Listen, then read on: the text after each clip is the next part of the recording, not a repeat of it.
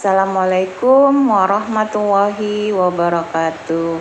Alhamdulillah, pada hari ini Ibu akan menjelaskan tentang pelajaran 4, yaitu hidup tenang dengan berperilaku terpuji. Adapun tujuan dari pembelajaran hari ini yaitu kita meyakini hadis yang terkait dengan tanggung jawab, menunjukkan perilaku tanggung jawab, menyebutkan pesan hadis yang terkait dengan perilaku mandiri, percaya diri, dan tanggung jawab.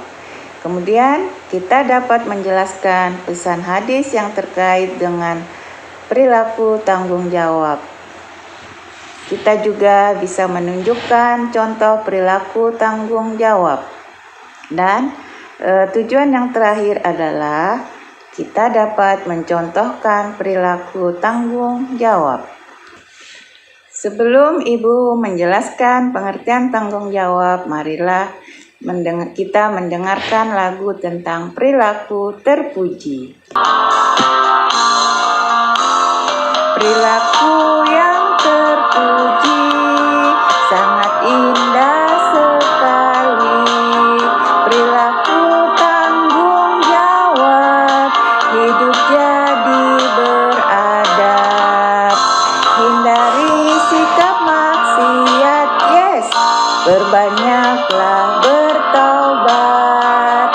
Dengan taat dan salat, bahagia dunia akhirat.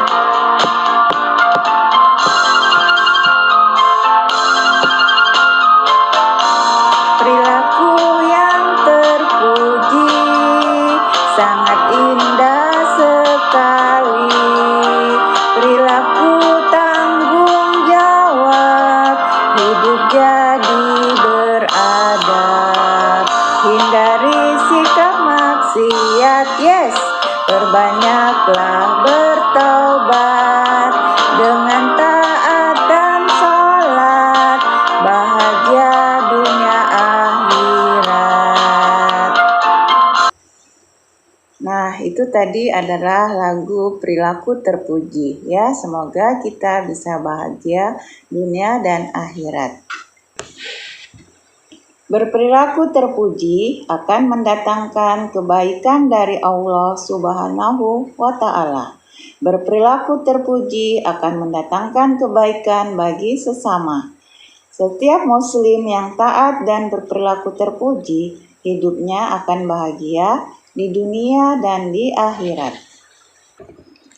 Oleh karena itu, berperilaku terpuji hidup akan tenang. Contohnya dengan tanggung jawab. Atau sebaliknya, hidup kita akan tenang dengan berperilaku terpuji. Apa itu berperilaku terpuji? Salah satunya adalah tanggung jawab. Islam menganjurkan untuk selalu bertanggung jawab bagi umatnya. Perbuatan kita akan dimintai pertanggungjawaban oleh Allah Subhanahu wa Ta'ala. Apa itu pengertian tanggung jawab? Tanggung jawab artinya bersungguh-sungguh dalam melaksanakan tugas dan bersedia menerima akibat perbuatannya. Atau tanggung jawab adalah kesadaran diri manusia terhadap semua tingkah laku dan perbuatan yang disengaja ataupun tidak disengaja. Banyak bentuk-bentuk tanggung jawab yang dapat kita lakukan. Tetapi pada pelajaran 4 ini, di kelas 3, kita hanya menjelaskan ada 4 bentuk-bentuk tanggung jawab. 1, yaitu tanggung jawab kepada Allah Subhanahu wa Ta'ala. Contohnya, kita melaksanakan sholat 5 waktu, mengaji, berbuat baik kepada sesama, dan alam sekitarnya. Bentuk tanggung jawab yang kedua adalah tanggung jawab terhadap diri sendiri. Tanggung jawab terhadap diri sendiri itu artinya tanggung jawab kepada kita sendiri. Contohnya bagaimana? Yaitu sebagai siswa harus giat belajar dan selalu menjaga kesehatan diri kita sendiri. Bagaimana? Supaya kita selalu sehat, ya kita banyak istirahat yang cukup, minum air putih yang banyak, olahraga yang teratur, makan makanan yang bergizi. Dan sebagai siswa yang baik, yang bertanggung jawab, kita harus selalu rajin belajar supaya kita menjadi anak yang cerdas. Itu tanggung jawab yang kedua. Kemudian bentuk-bentuk tanggung jawab yang ketiga apa? Adalah tanggung jawab terhadap orang tua. Tanggung jawab pada orang tua contohnya berbakti kepada orang tua atau hormat kepada orang tua, patuh dan bersikap sopan santun, dan rajin membantu orang tua di rumah. Ada yang lain contohnya seperti akhlak kepada orang tua itu, apabila kita ingin turun ke sekolah, silahkan anak-anak semuanya salaman kepada orang tuanya sebelum berangkat ke sekolah dan mengucapkan salam. Apabila di rumah, anak-anak silahkan membantu orang tuanya di rumah, baik itu membersihkan tempat tidur, menyiapkan pakaiannya sendiri. Itu juga termasuk sikap yang berbakti kepada orang tua, karena kita memiliki sifat percaya diri, mandiri, dan bertanggung jawab. Nah, bentuk-bentuk tanggung jawab yang keempat adalah tanggung jawab kepada lingkungan. Apa itu tanggung jawab terhadap lingkungan? Yaitu menjaga kebersihan sekolah, di rumah, dan di sekitarnya. Jadi sebagai siswa, kita harus selalu bertanggung jawab, terutama di sekolah. Apabila kita di sekolahan, siswa-siswa harus rajin membersihkan sekolahnya, menyapu di dalam kelas, membersihkan halaman apabila ada daun yang berserakan maupun sampah-sampah. Nah, begitu juga di rumah, kita harus selalu menjaga kebersihan di rumah agar kita selalu sehat walafiat. Kan selalu terkait tanggung jawab terhadap diri sendiri, menjaga kesehatan. Kemudian yang tanggung jawab yang keempat adalah tanggung jawab terhadap lingkungan. Kalau kita bersih, insya Allah kita akan selalu sehat. Oh iya, pada kesempatan hari ini kita kan membahas tentang menyebutkan atau menjelaskan tentang hadis yang terkait dengan perilaku mandiri, percaya diri, dan bertanggung jawab.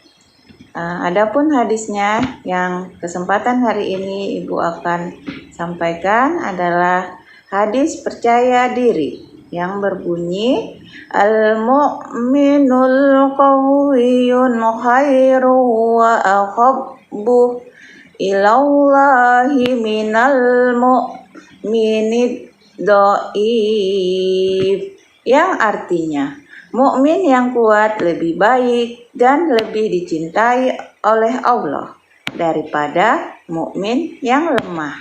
Hadis riwayat Muslim.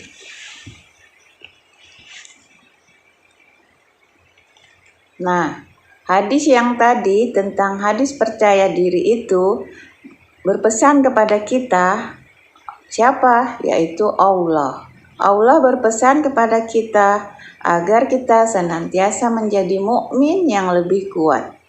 Karena Allah mencintai mukmin yang lebih kuat atau lebih kuat dan bertanggung jawab. Karena Allah tidak suka dengan mukmin yang lemah. Jadi pesannya Jadilah mukmin yang lebih kuat, lebih baik, dicintai oleh Allah Subhanahu wa Ta'ala daripada mukmin yang lemah. Nah, kemudian Ibu akan menyampaikan lagi tentang hadis tanggung jawab. Kullukum ra'i wa kullukum mas'ulun an ra'iyati. Artinya, setiap kalian adalah pemimpin dan setiap kalian akan dimintai pertanggungjawaban atas yang dipimpinnya.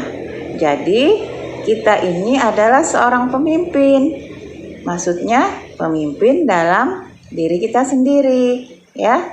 Nah, kalau pegawai atau pejabat, dia memimpin atas bawahannya. Dia sebagai pemimpin. Tetapi diri kita pun juga sebagai pemimpin terhadap diri kita sendiri. Oleh karena itu, kita harus bertanggung jawab kepada diri kita sendiri. Sebagaimana tadi bentuknya tanggung jawab ada 4, ya kan? 1, tanggung jawab kepada Allah Subhanahu wa Ta'ala. Jadi anak-anak harus ingat ya, bentuk-bentuk tanggung jawab yang kita pelajari hari ini adalah ada 4. 1, tanggung jawab kepada Allah.